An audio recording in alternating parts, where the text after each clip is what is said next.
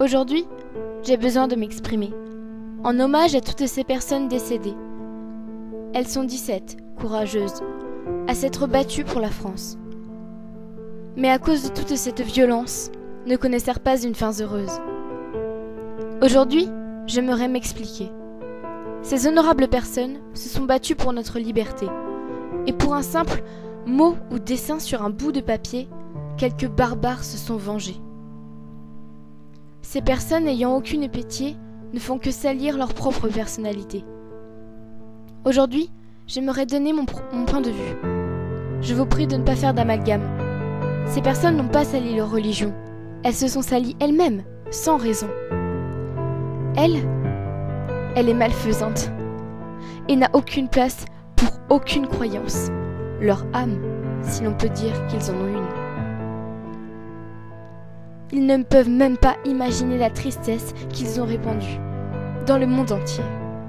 Aujourd'hui, je voudrais dire qu'ils ont voulu mettre la France à genoux, en tuant des personnes qui nous faisaient rire. Résultat, la France est debout, plus que jamais. 17 personnes tuées, mais 66 millions de blessés.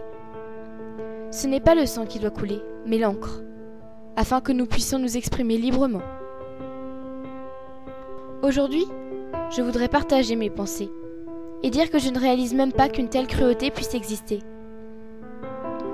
Dire aussi à quel point tout le monde vous soutient. Certains lisaient votre journal chaque jour, d'autres avaient juste aperçu une de vos caricatures un jour. Une chose est certaine, Charlie Hebdo n'est pas prêt de s'arrêter.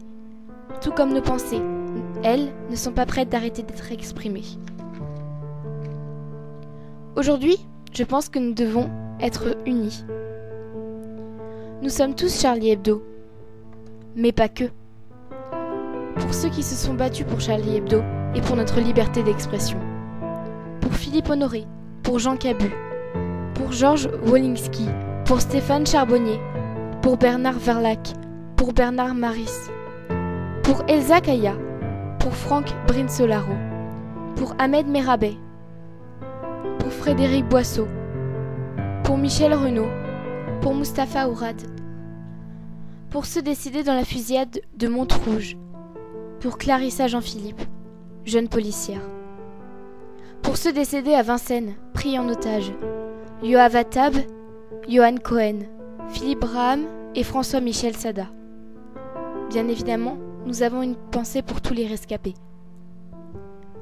Merci à tous ceux qui se sont battus pour la France, pour que l'on puisse préserver un des droits les plus importants.